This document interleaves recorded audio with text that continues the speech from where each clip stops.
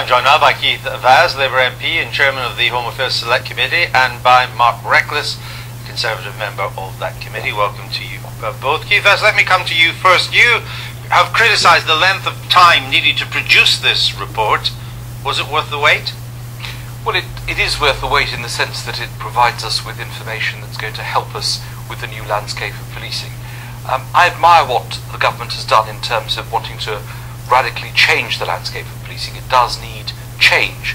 But the problem with this report is, as you've said, it's taken 18 months to come out. We had Mr. Winsor before our committee on Tuesday about his first report. So I think it's helpful, but it's only part of the solution to the problem that we have. There are bits of it that I like. There are bits I think are going to create a lot of problems. For example, so the idea of a fitter police force, is that okay? Well, so long as they don't start introducing fitness tests for MPs, I don't have a problem. Of course it's important that our police officers are fit. It depends on the job that they do. Certainly if you look around the Palace of Westminster, there are people there who are right for the job. But I mean, things like performance-related pay, Andrew, does it mean they have to arrest a certain number of people during a day or a week? And if they don't, then they get their pay docked, or they get more pay? Does it mean they? I was hoping you were going to answer. I asked the questions. You meant to answer them. I don't think that. What does it do? I think that's what the public want. I mean, I can remember the day I first met a police officer.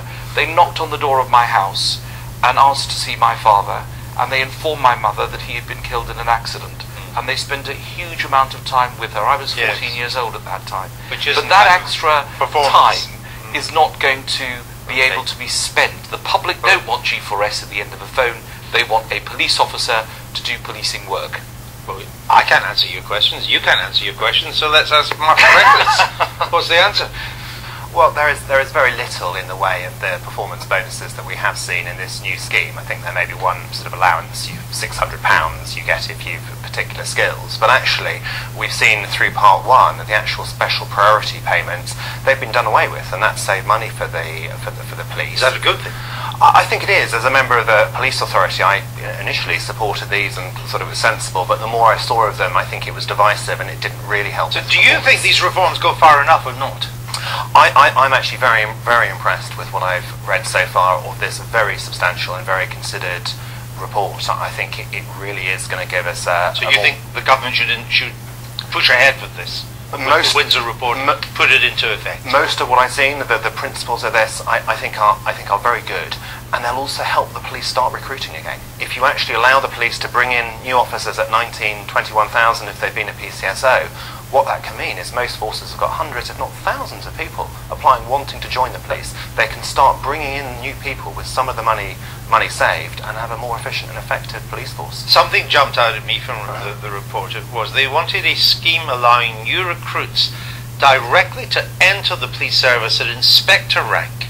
Now, is that the beginning of trying to create an officer class? Well, I think we need to look carefully at these proposals and put them in the context of what the government is doing in creating the new academy of professional standards. We all want to see professional officers. This is a profession.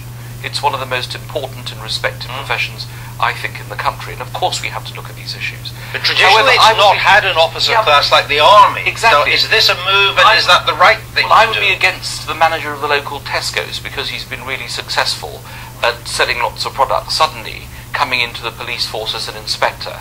I think we need to look and study these proposals very carefully. There's nothing wrong with the new blood in every profession. I mean, look at our profession as members of Parliament. We have people coming in from every single walk of life. There's nothing wrong with that.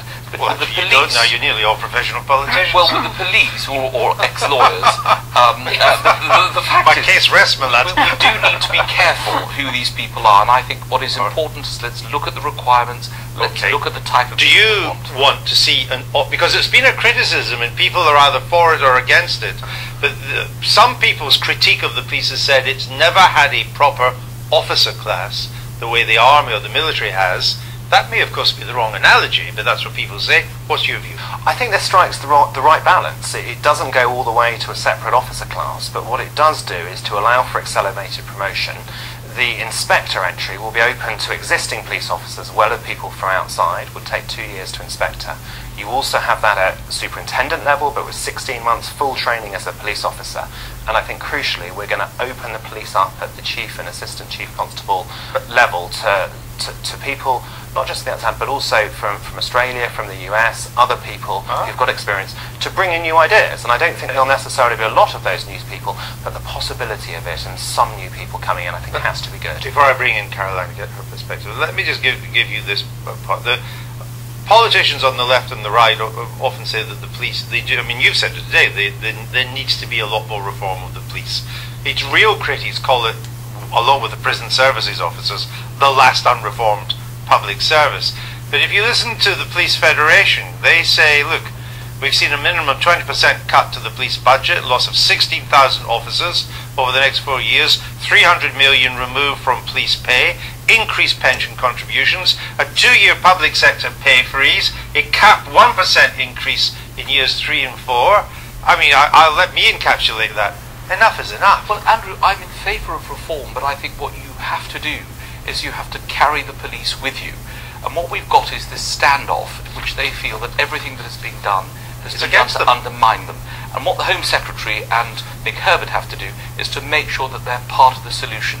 Bring them with the government on these Sounds reforms. like you get a job in your hands. And make sure that happens. I mean, there will be opposition. Well, there is opposition. But I do hope ministers will push most of this through, because I think it's the right thing for the police force. What you've said in terms of those reductions, those savings that have been made. What that means is many more people can stay on as police officers. We can recruit new police officers we couldn't otherwise. And we also have to look at the police staff in all this and get them working together with the police without these artificial divisions we've had in the past. Work together. Caroline, what are your thoughts on this? Well, I think the list of the cuts that you just read out is really instructive, because that is the backdrop for all of this. And I think it's not surprising that the police do feel very under pressure, very battered at the moment, and therefore somewhat suspicious of some of the recommendations in the latest report. My concern around some of the work around direct entry is, you know, the government saying it wants the police to be held in the same kind of esteem as doctors and lawyers. Well, so do I, but in doctors and lawyers you wouldn't have someone coming in at direct entry level and suddenly deciding they're going to do some operation on you, would you? So it seems a very one would hope not. So it seems a very odd way of trying to achieve the end that they say that they want. All right, gentlemen, we'll leave it there for now, but come back and see us as this wends its way through the political process. Thank you. Thank you.